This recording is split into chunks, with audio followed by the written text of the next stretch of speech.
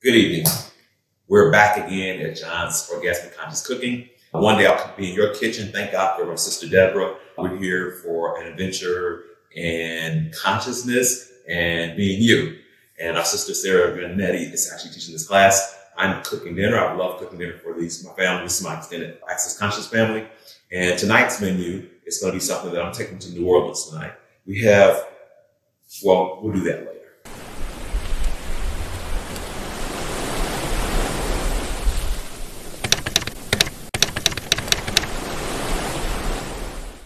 I want to get my guests on first. Okay, I've been knowing Hope forever. What is it, 3 years now, 4 years, feels like, for Access Consciousness. And this is my dear sister Hope. She come in. What's your last name? It depends on how you want to use it. Shanti. Shanti. Okay. Or Rubikowski. That's one of the Rubikowski. But okay, so Hope, you want to tell people who you are, what you do? Yeah, my name's Hope. I work. What do you say you do? I work as an actress. I do voiceover work, on-camera work. I also play in this realm. I'm a bars facilitator, a body process facilitator, and I'm a producer as well. I wear a lot of different hats, but I love having fun. What was the last project you worked on? Ooh, I just did a bunch of voiceovers for Amazon. Oh, wow. Now, you want to tell me a little bit about something I saw part of it? You sent me part of it. You watched all of the Cuddle series? Yes. Cuddle is it's a web series that we shot in Seattle, which means it's just short form episodic content. It's all online, and it's about a woman who quits acting to reinvent herself as a cuddle therapist, only to discover that she's actually the hardest one to hug. Wow.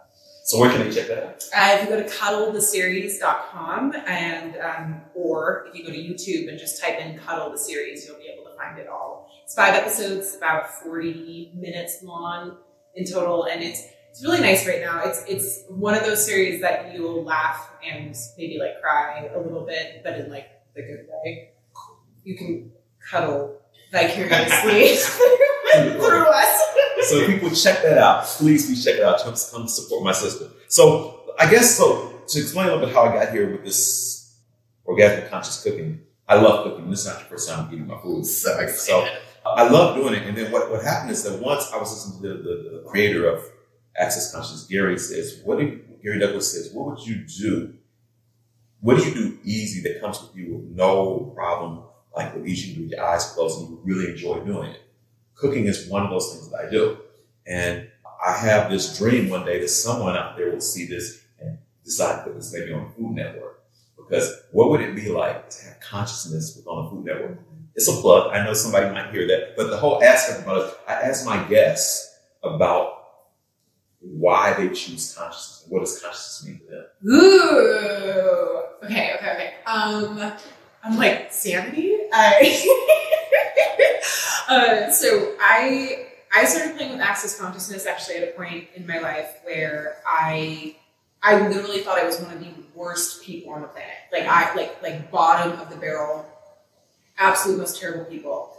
And I started to look at the people who I was surrounded with, and I was like, and they were all amazing and creating amazing things. Actually, some of them were like conscious facilitators and a different playing some other stuff. And I was like, what I think about myself obviously isn't true, because if I was actually the person I thought I was, these people wouldn't be messing with me. Like, I wouldn't have these amazing people in my life. So somewhere in the programming in my head, like wires got crossed or whatever, something's not there. And I heard, I was at a dance event, and somebody said, hey, I'm throwing this class next weekend. It's called The Bars. They're amazing. Oh my God. Can I swear? Am I allowed to swear? Yeah. Okay. It's YouTube. So the line that got me, she said, if you know you're not as fucked up as you think you are, come check out this class. And I was like, that's me. Like, I just realized that. And so it was just kind of like the first step in getting to, oh my God, I'm like, how do you breathe? It just opened so many doors. A lot of stuff that I was making myself crazy over. I started to see like the capacities that I turned on myself, or just like, it's like I chose consciousness. For me, it's a lot about just opening more of me up, and then also being able to be that space for other people to show up as more of them and feel okay doing that. Because there's so much in this world where it's like, you open the door a little bit, you like poke your head out as you, and someone like comes and is like, what are you doing? And like shoves you in and shuts the door. And bars and access conscious opens that up. You're never boxed in after that. No. And then you start asking tons of questions. And what happens is that, for me, consciousness is a way of life. It's not a theory, it's a way of life. You get to stay in the question. You get to choose. There's no wrongness. And you're aware of everything. Yeah. And it happened. And so many people, especially today, in all the communities with all the turmoil going on, people are stuck with fear. Yeah. Well, fear, if you get your bar, it's one of the implants, or explants, which actually keep you out of choice. And once you start focusing on taking that out of your body, you have so much better. Yeah. Well, it was actually another thing. I was raised with a lot of fear, a lot of worry, a lot of control. And I just remember being even a kid and just feeling like I was running against the edges of a cave my entire life. And like I saw like just past the edge of what I knew was me ultimately. I was like, oh, there's that freedom, there's that fun, there's all that stuff. But I felt so boxed in. Yeah. And this was again, like once I started taking access consciousness classes, I was like, oh, here I am. So we're going to move on to cooking. Yes. Thank you for being here. Thank you. You guys to see her when we're eating the meal. We'll record a little bit of this tonight. You get to see the rest of the food that you saw the day before. This is part 2, still in Scottsdale, Arizona. And for dessert, I always start with dessert. My wife says she likes to eat dessert first. And so I'm going to start off with cooking the dessert. What I decided is we were going to do a pecan pie, but we figured out, in Access, if something happens, you can go, oh shit, this is not going to work out. Or you can ask the question, what else can I create? What can I be? Well, being me, being in the kitchen, I decided, I make this fantastic rum cake. So I decided, since we're going to New Orleans, we're going to have okra gumbo tonight, and our dessert's going to be a rum cake, which is pretty much Southern. That's what I'm creating. So real quick, what I've done is a cup of brown sugar, a 4th cup of maple syrup, a half a stick or half a cup of butter, a cup of pecans, and a 4th cup of sliced almonds and cinnamon. That's the base. So what's going to happen is that's going to create a caramel base. And as the cake actually cooks, it's going to caramelize, it's going to thicken. And then when you turn the pan over, it's going to settle. In this pot is a 3/4 cup of maple syrup and a 4th cup of water. I'm going to add 2 tablespoons of butter and a half cup of rum once it's done. And I didn't have a mixer, so I had to go through. I'm learning how to do things like my grandmother did. So I mixed this in the bowl. This is 2 eggs. It's this cake mix by Betty Crocker. You can help me out one day. So Betty Crocker, taking the yellow cake mix. It's a 3/4 cup of water, 4th cup of rum, and vanilla flavoring. Did I mention that I also put cinnamon on top of the caramel? So I'm gonna make sure I get that. So what I'm gonna do, I'm gonna put this in here. Like this. I'll spill it on the floor, make a mess. That'll be interesting. Be like, oh my God. No. Oh my gosh. So what happens is that I'm like drooling over here, by the way. Yeah. So this goes in the oven. I have a spatula. I need a spatula. It's different when you're not in your own kitchen, but this is a fabulous kitchen to cook in the first place. I got some ideas. There's so many gadgets in here that I already like, how can I take them on an airplane and take them back to Camas, Washington with me and Tori? That wouldn't work. I don't think Deb would be very happy about that. So, let's do stuff like that. So this is going to go in the oven for 50 minutes at 350. And I'll show you what this looks like when it comes out. Okay, so like I said, this goes in the oven for 50 minutes at 350. And I usually check with a toothpick about 40 minutes because each oven cooks different. So I'm gonna really keep my eye on it because what I don't want to do is burn this beautiful cake. So it's in the middle on the middle rack, goes in the back, and I'll set my timer and we'll be back in 50 minutes. So for dinner is New Orleans, Louisiana. Actually, not really New Orleans, Shreveport, because Rita Benjamin is the one who taught me how to cook all the food from Louisiana. It's not the Low Country. Me and Troy went to the Low Country. This is New Orleans, Shreveport, Louisiana area. So what we have tonight, we have shrimp. And what I prefer is wild shrimp. I don't like farm shrimp because the flavor is not as good. Plus, they use a lot of chemicals that are yucky, and I'm not into yuck. There's about a pound of andouille sausage. There are 2 chicken thighs cut up and diced with Cajun garlic and garlic powder on it. There are 3 cans, which is 12 ounces of crab.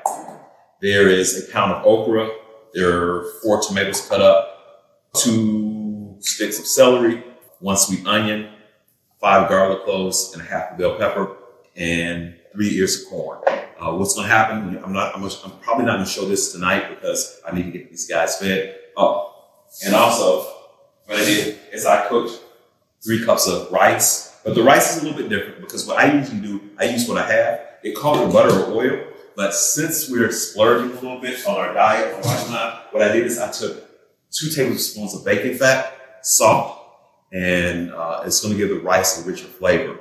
What I'm going to do, I'm going to saute this up. I'll use some wine, about 2 cups of wine, and stew that down, add seasoning, salt, and I'm not going to make it spicy because I'm learning how to adapt to people's tongues. And the host, my sister Deb, Anderson, does not like any spicy food, so I got my sister covered.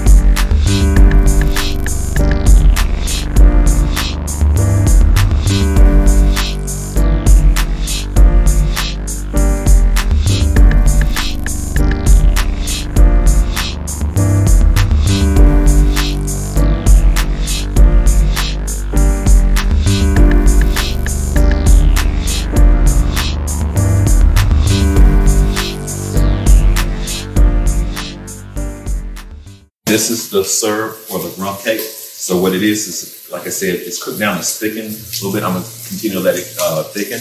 I pour that over the cake with additional rum, and voila, oh my God. So what we do when we take the cake out to make sure that it's completely done, you do the toothpick test. Take the toothpick, stick it in there. You get nothing coming out in the center. Guess what, fellas, people? Cake is done.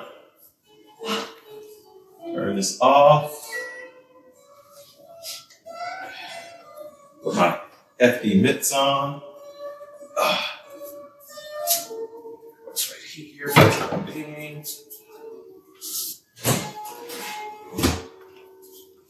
Make the mistake of leaving the toothpick in here like I've done before, because guess what happens? Somebody gets extra treat at dessert. You don't want that to happen. So make sure you discard that. Take that here. I'm gonna grab a knife so I can cut the edges away.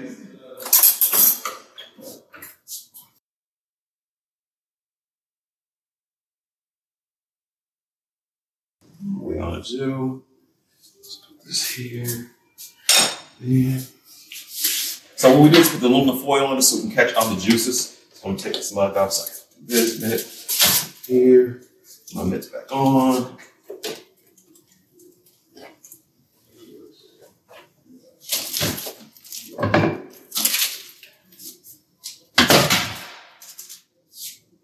Let gravity do its work.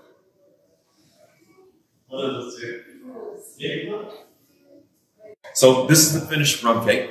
So what I do is, here's the sauce. It's a little maple syrup and a little rum and butter. It's gonna help keep it moist. It's kind of a rich cake. It's not for the lighthearted.